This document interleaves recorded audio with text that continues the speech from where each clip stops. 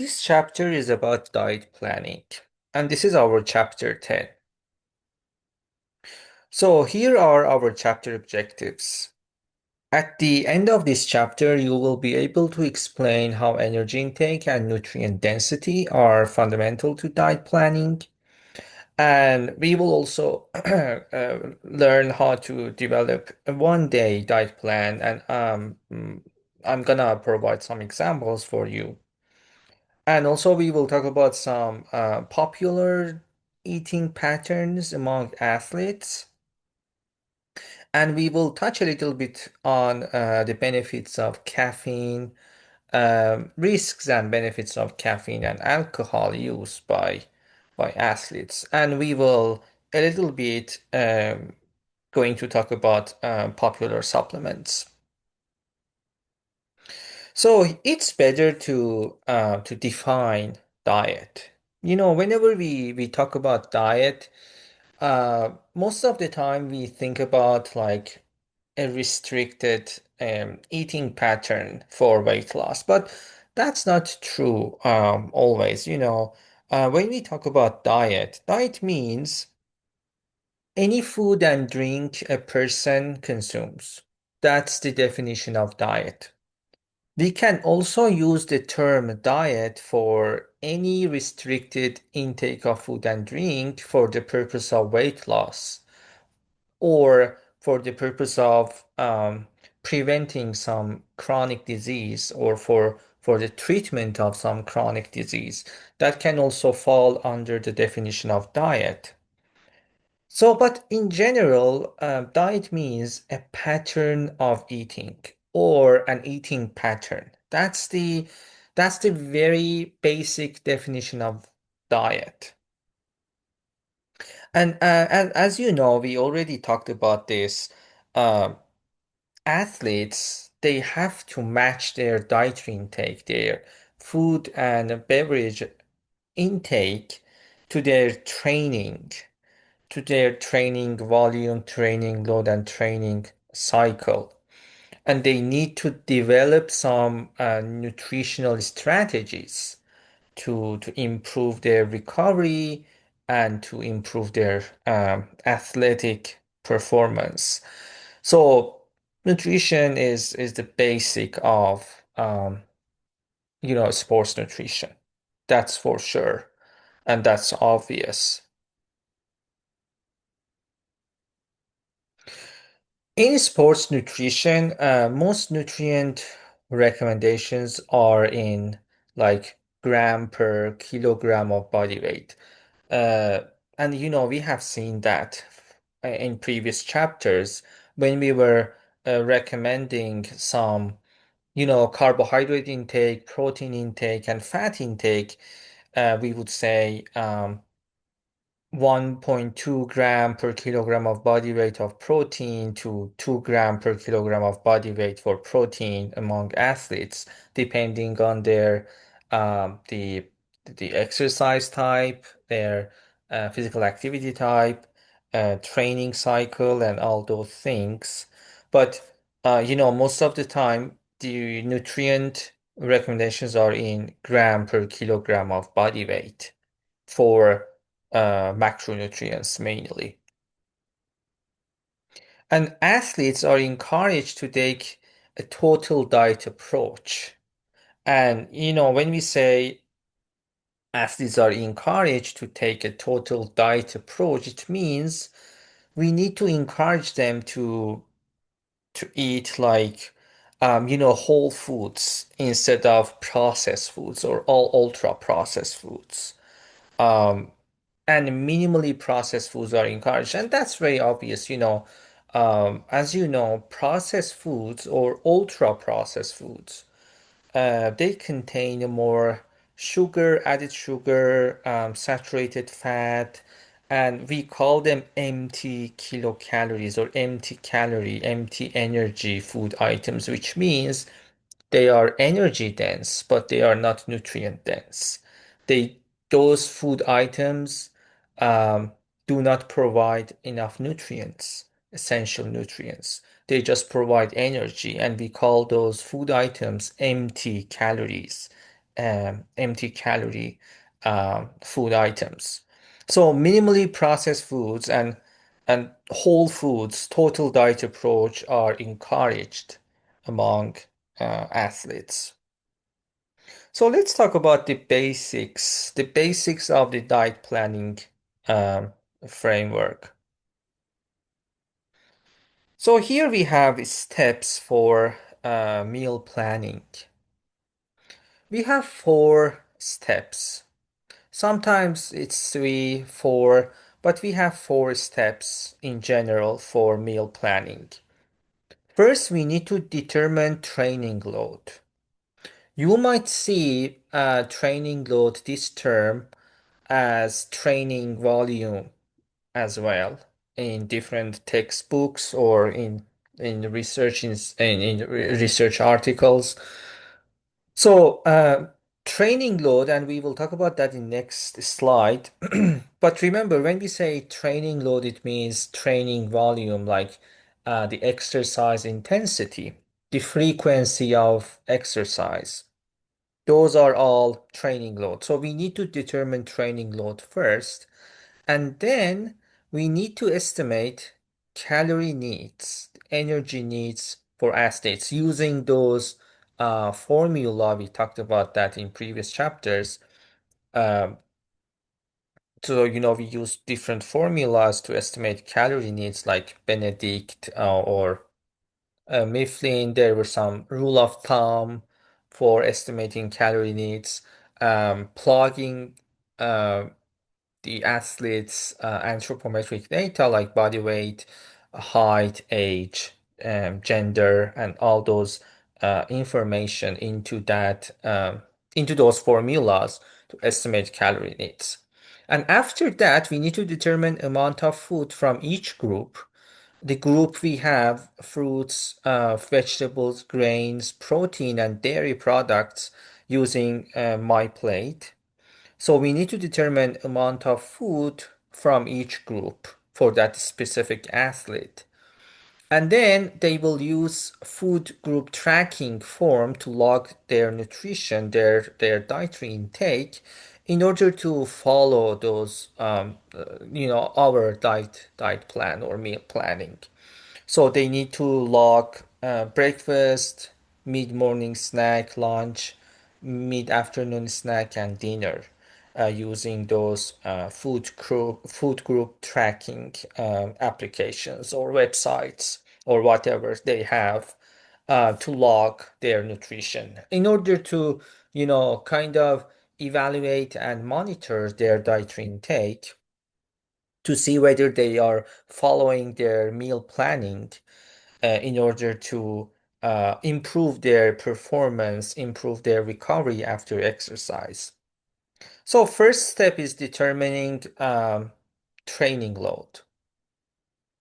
So this step has also like several sub steps. So first, we need to estimate training volume over the course of the annual training plan. And we will see an example later in this chapter. And then I will define the term nutritional periodization later also. So each athlete should create a nutrition plan to match their training cycle in order to improve their performance. Otherwise, they will not perform very well, because of lacking energy or feeling fatigue, um, feeling hungry during exercise, during training. So each athletes need to create a nutrition plan or a meal plan to match training cycle. So daily caloric intake among athletes is dependent on the amount of energy expended through exercise. And daily energy requirement varies based on the training cycle. So here is an example. If an athlete is on off season, of course they will not need that much energy as they need during the season, during the training period. or during the competition because they are off season. They do not exercise routinely or frequently. So here we have a rule of thumb. A rule of thumb recommendation is that athletes consume no less than 30 kilocalorie per kilogram of body weight daily. So again, this is a rule of thumb and this is on average, but we need to individualize this nutrition plan or this recommendation um, according to our athletes, training cycle or their daily needs. So here, this is an example of nutrition periodization. So here it's the definition of nutrition periodization.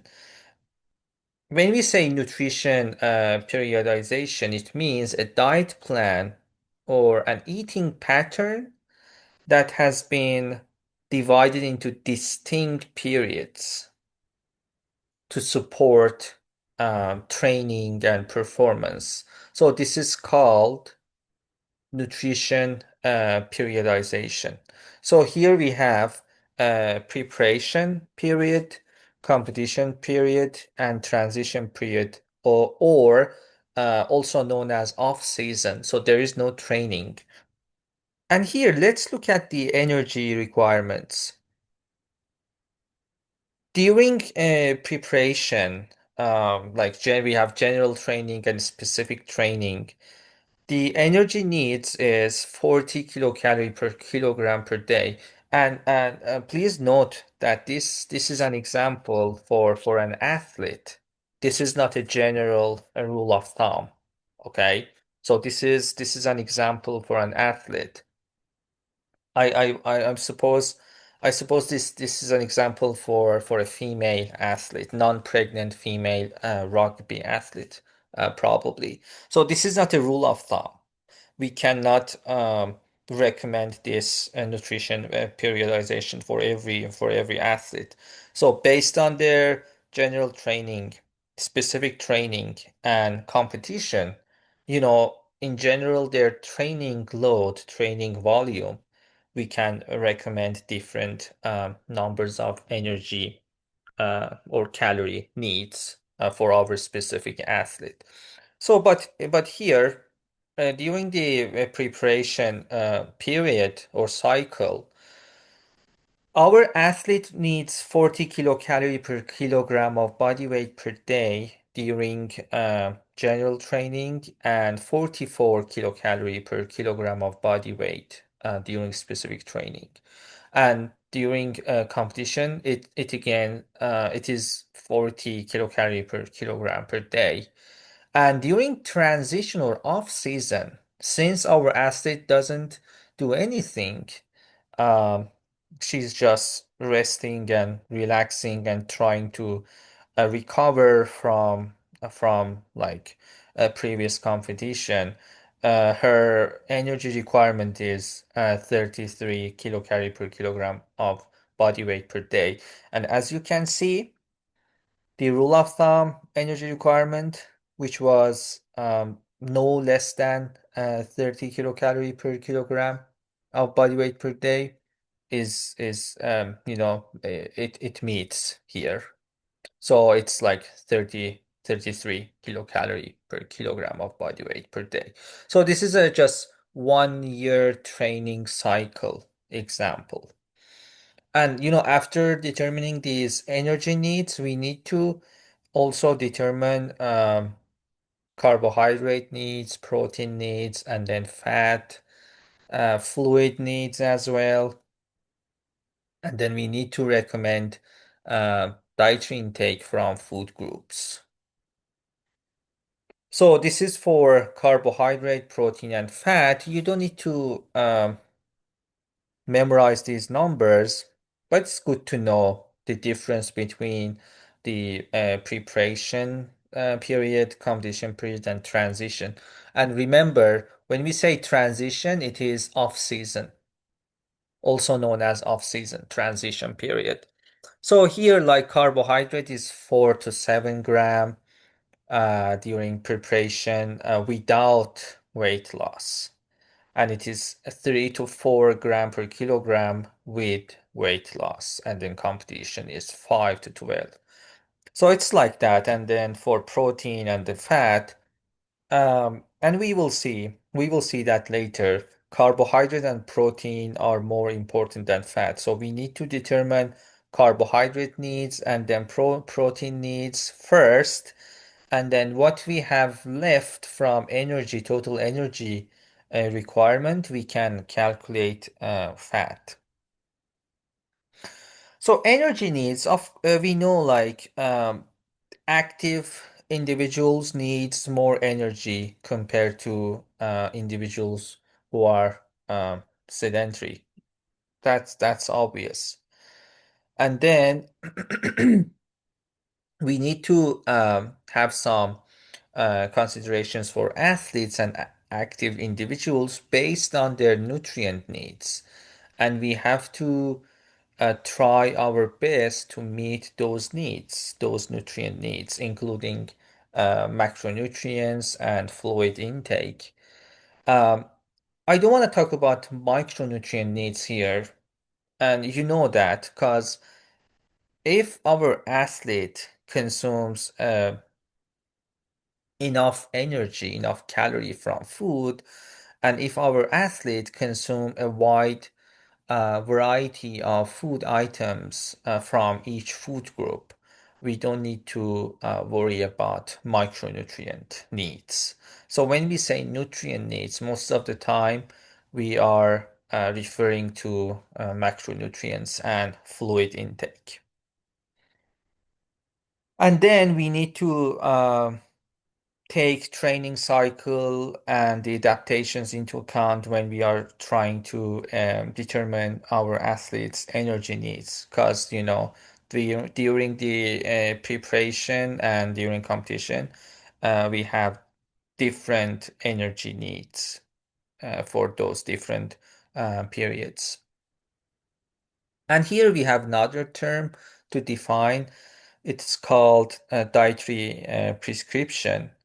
This is an individualized plan for an appropriate amount of energy or kilocalories, carbohydrates, proteins, fats, and alcohol daily. That's dietary prescription.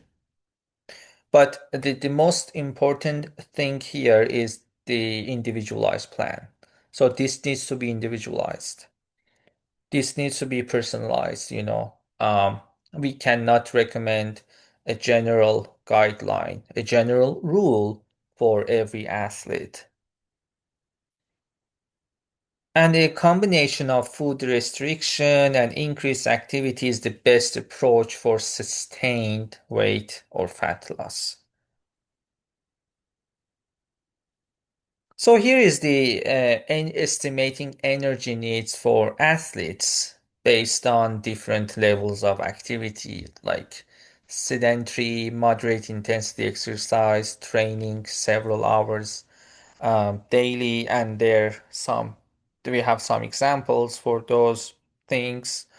You don't have to memorize these numbers like the energy expenditure for female and for male. But athletes are not usually sedentary, right? Because they do some exercise. But their dietary intake will be influenced by relatively higher or lower energy requirement based on their training.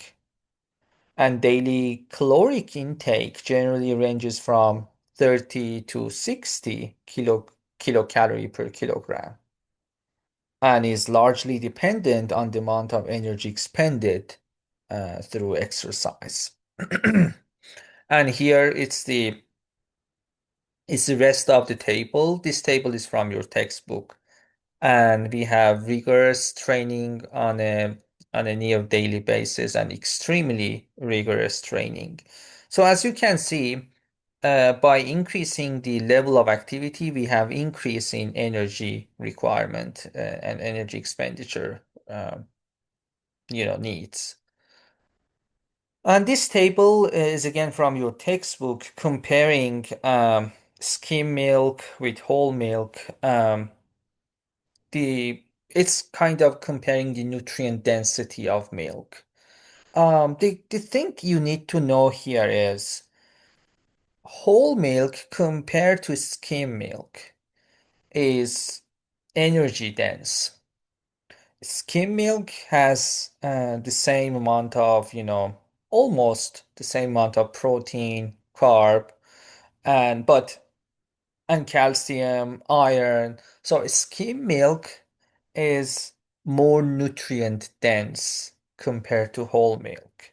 So we need to keep that in mind when we are trying to recommend, you know, meal planning for our athletes. Um, if they need if they need some weight gain, we can recommend whole milk um, rather than skim milk. But if they need to sustain their weight loss or like, fat loss, skim milk is the best option for them. So skim milk is more nutrient dense than whole milk. That's all about this table. I already have the answer here. So a dietary prescription for macronutrients considers which two macronutrients first. I told you the answer. We need to consider carbohydrates and protein first, and then we can calculate or estimate, fat needs and fluid needs later. So, in order to create a dietary prescription, we need to determine energy or kilocalorie or calorie goal. And then we need to calculate carbohydrate and protein needs based on the energy goal and training needs. And then calculate fat needs. And we need to factor in discretionary calories to meet energy goal. So here are some considerations for weight loss and for weight gain. For weight loss, we need to include activities daily that increase energy expenditure. And, there are some benefits of slow weight loss rather than rapid weight loss. It is better to lose body weight slowly than fast or rapidly. And then we have some considerations for weight gain. We need to increase our daily energy intake by 500 kilocalorie per day in order to gain weight in the long run. We can increase portion sizes, eating often, frequently, eating frequently of our favorite food. That can also help us with weight gain. We need to reduce intake of beverages that do not provide energy but may give a feeling of fullness. And we need to increase foods high in heart healthy fats, such as nuts, nut butters, olives, and avocados. When we try to gain weight, we cannot just go ahead and eat junk foods. We need to eat heart healthy food items, not saturated fats, not added sugars, because we want to weight gain and we are trying to exercise. We try to remain healthy. So we need to keep that in mind. Even if we want to increase our portion sizes and eating frequently, we need to eat heart healthy diet. So after estimating calorie needs, carbohydrate needs, protein needs, and fat needs and fluid needs, the next step is to translate those nutrient recommendations into food choices. And this is the critical point in sport nutrition. There is another term, just like diet prescription, it's called exercise prescription. This is an just like diet prescription, which was an individualized plan for athletes in terms of intaking energy, protein, carbs, fats. So exercise prescription is an individualized plan for frequency, intensity, duration, and the mode of physical activity. That's called exercise prescription. And we need to match diet prescription with exercise prescription because different exercise plan will require different energy needs or different protein, carbohydrate requirements. So we need to match that with exercise prescription.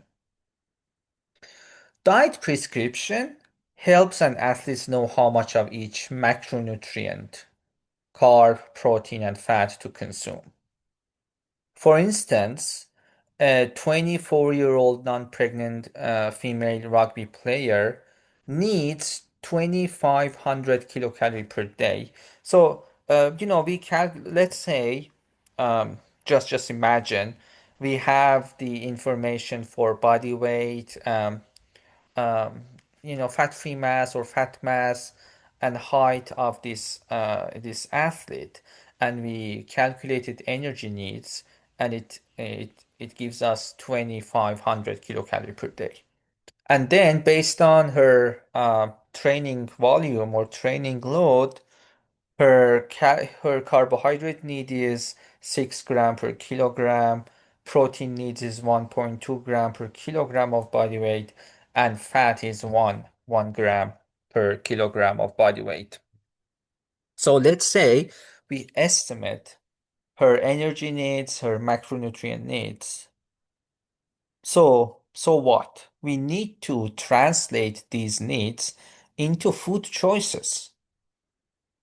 If we want to give this information to our athletes, she will confuse what to do. She doesn't know how much of each macronutrient to consume or how much of, each food group to consume in order to meet her needs. So the challenge is to translate the numbers we got from calculation into actual foods. One tool we can use is the Healthy US Style Dietary Pattern, or in other terms, 2020-2025 dietary guidelines. And as you know, every 5 years, these dietary guidelines get updated. So we need to use the most updated one. So let's say our tool is the Healthy US Style Dietary Pattern. We can use, this is the Healthy US Dietary Style Dietary Pattern. So the thing we can do is we can use this tool as our baseline. Okay, this athlete requires 2,500 kilocalories per day. In this table, in this healthy US style dietary pattern table, we don't have 2,500 kilocalorie per day as calorie level. So what we can do here is to choose 2,600 or 2,400 and twist it a little bit in order to meet her needs. And if our goal is to weight gain, to gain weight, is that our goal for this athlete? Definitely we can choose 2,600. Or if our goal is to lose weight or sustain weight, we can choose 2,400 kilocalorie per day. And remember, this is just an example. For most athletes, specifically for male athletes who are really who are like doing some high intensity exercise or rigorous exercise, their energy need will be more than 3,000 kilocalorie per day. What can we do there? Again, this is the tool we can use as our baseline. We can choose 3,000 kilocalorie as our calorie level and then try to twist it to meet our athlete needs. So this is one of the way of trying to translate our calculations and our estimation into food choices.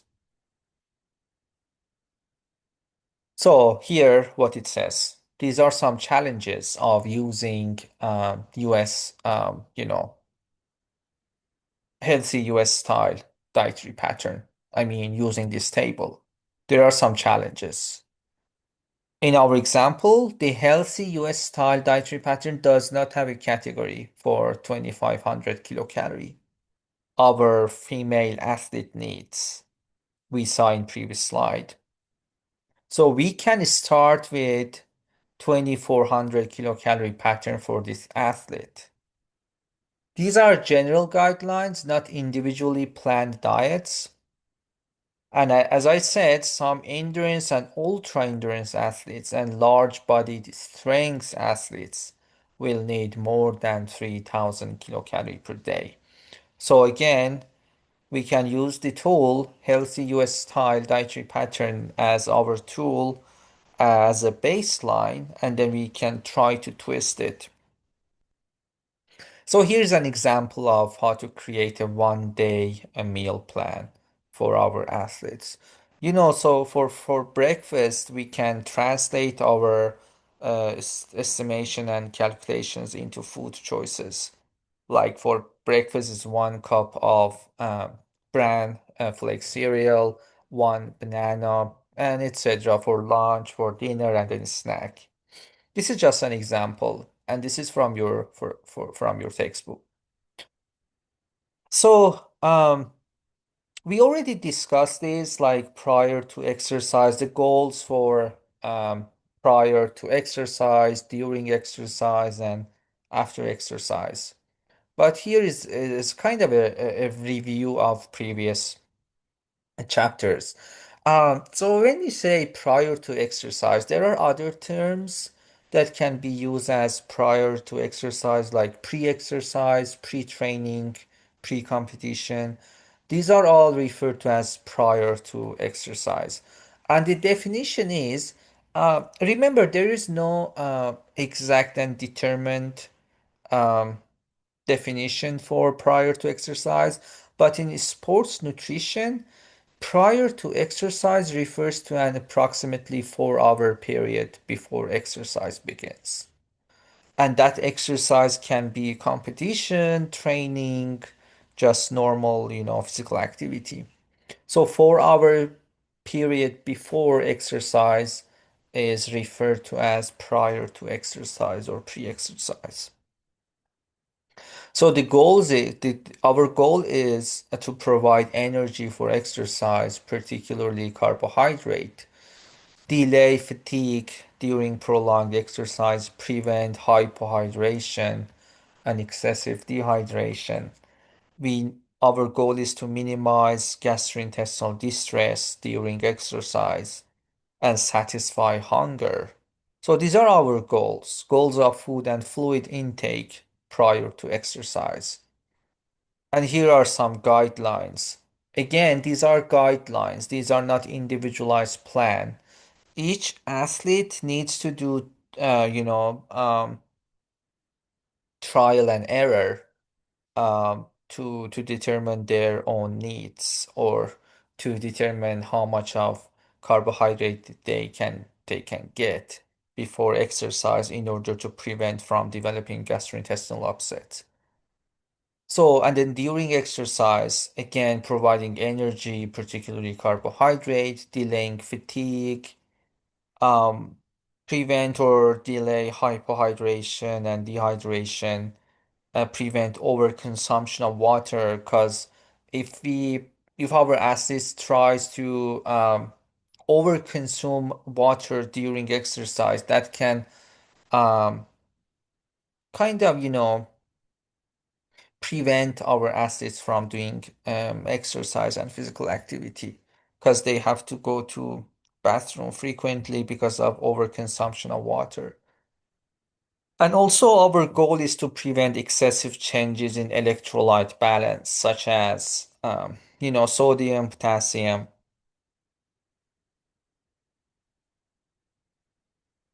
So here is the general guideline for food and fluid intake during exercise.